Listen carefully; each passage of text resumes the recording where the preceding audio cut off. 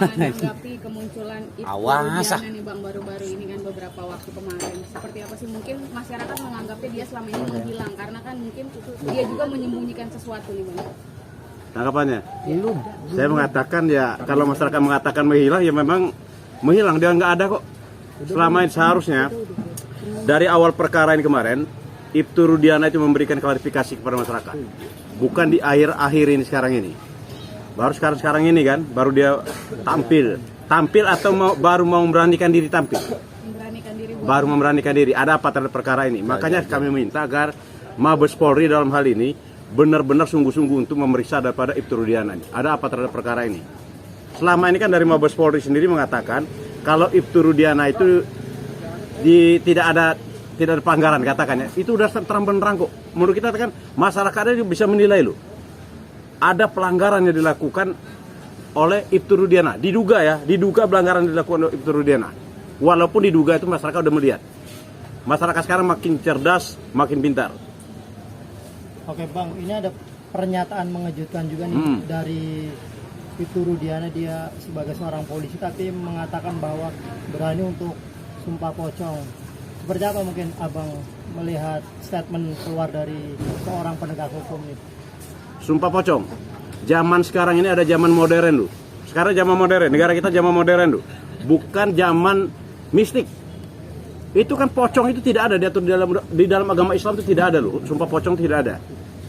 Tidak ada. Sumpah itu hanya berdasarkan pada Allah. Tidak ada yang sumpah pocong. Sumpah pocong termasuk menurut saya adat.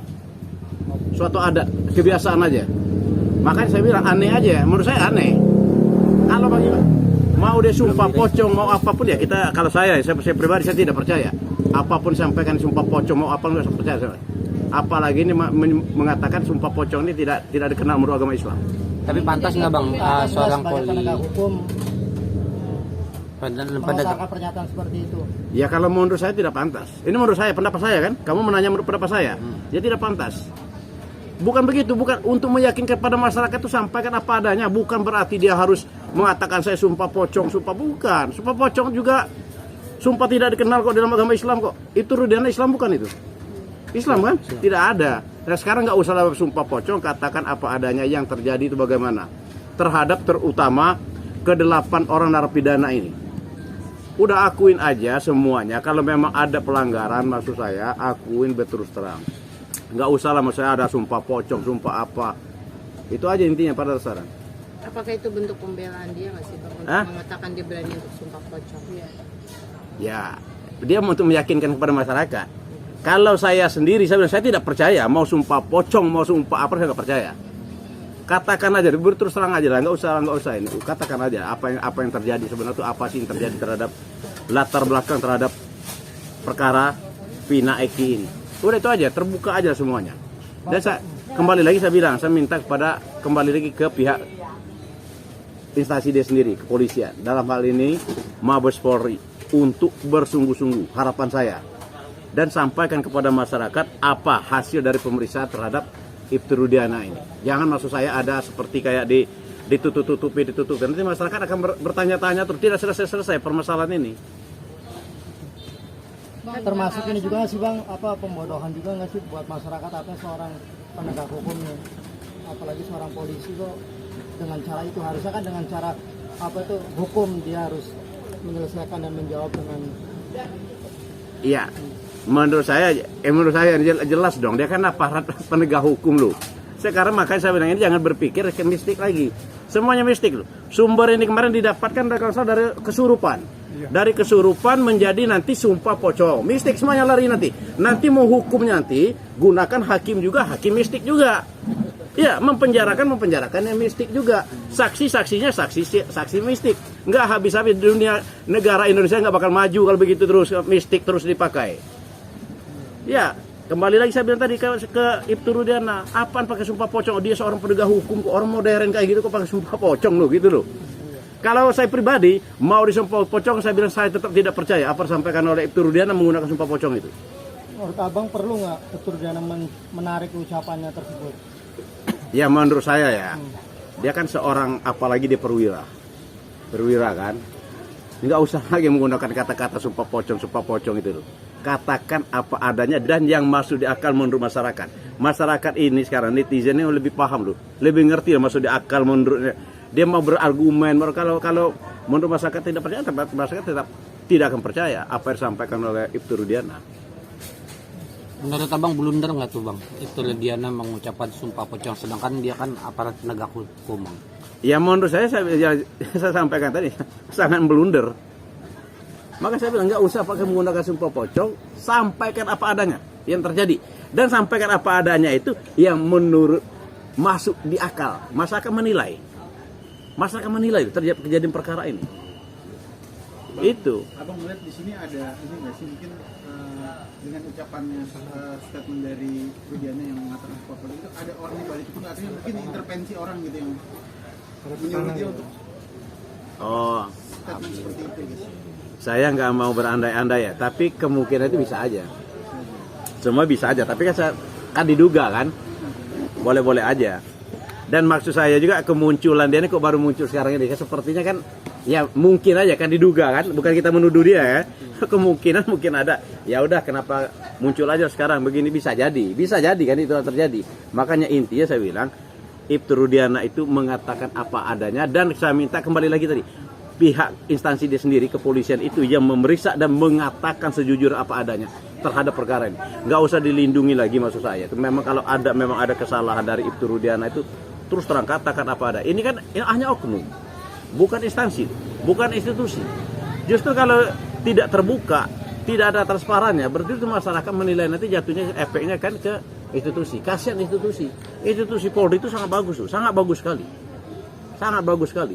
Maka saya bilang, kabar skrim itu bagus loh. Pak Wiyudada itu sangat bagus. Saya menilai sangat bagus Pak Wiyudada itu. Orang di Makayasa kok. Calon pemimpin akan datang itu. Tapi abang apresiasi nggak dengan apa ya? Istilahnya nih Rudiana tampil di media publik dengan press conference itu, artinya abang apresiasi apa yang memang seharusnya?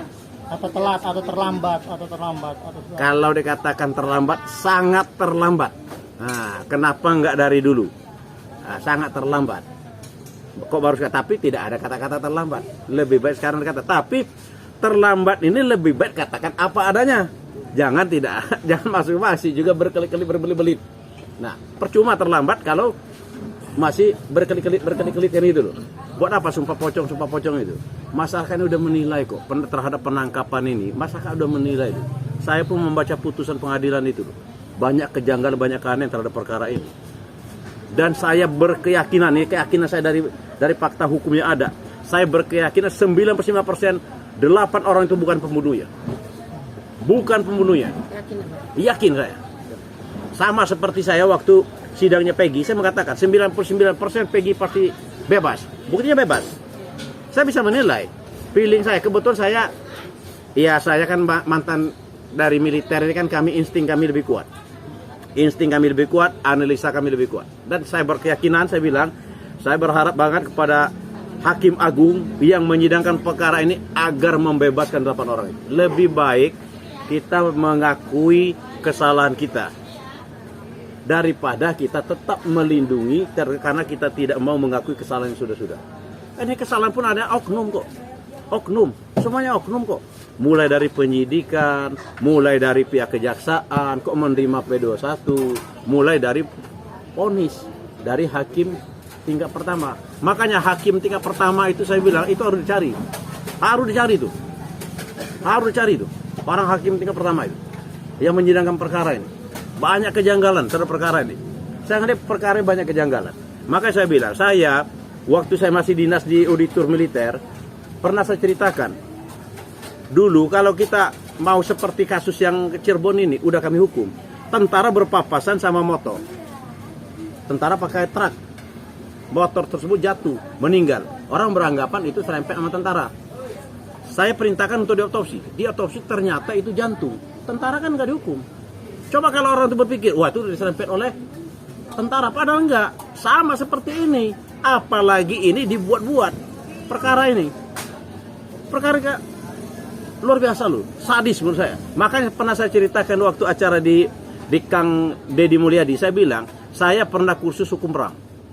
Saya kursus hukum perang itu hukum humaniter, perlindungan terhadap kemanusiaan itu luar biasa loh. Tidak ada penyiksaan. Perkara ini meminta keterangan aja, menurut laporan kan disiksa mereka. Melebihi dari hukum perang. Hukum perang aja tidak seperti itu loh. Saya udah saya belajar hukum perang itu sudah. Maka saya tahu persis perlindungan terhadap kemanusiaan. Itu. Oke, Bang, ini juga muncul lagi nih yang terbaru di channelnya Deddy Mulyadi. Ada saksi kunci yang melihat awal kejadian kecelakaan, bahwa dia menyebut kecelakaan tunggal dan nabrak trotoar. Itu seperti apa? Artinya mulai semakin terbuka nih, muncul lagi kesaksian-kesaksian yang belum diungkapkan. Saya analisa saya dari awal. Ini kan ada dulu kan ada ini waktu kejadian perkara awal. Ini kan pernah diolah TKP oleh Polres Cirebon. Dikatakan di sana adalah kasus kecelakaan tunggal. Dan saya berkeyakinan juga itu memang kecelakaan tunggal. Ini keyakinan saya ya. Tetapi setelah beberapa hari kemudian Ibtu Rudiana ini kan menyampaikan kepada saudara Aib atau Aib kalau nggak salah itu kan, menyampaikan kalau ada menemukan siapa membunuh anak saya, hubungi saya, ini nomor HP saya.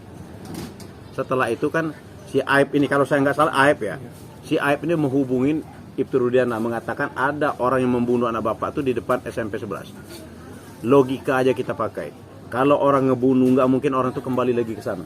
Logika aja loh. Itu satu. Yang kedua saya bilang, kalau ini memang terjadi pembunuhan dari lahan kosong itu, membonceng menaruh di atas motor itu, jalan itu kan masih ramai dan nggak mungkin menggotong kayak gini loh. Orang lain nggak ngelihat.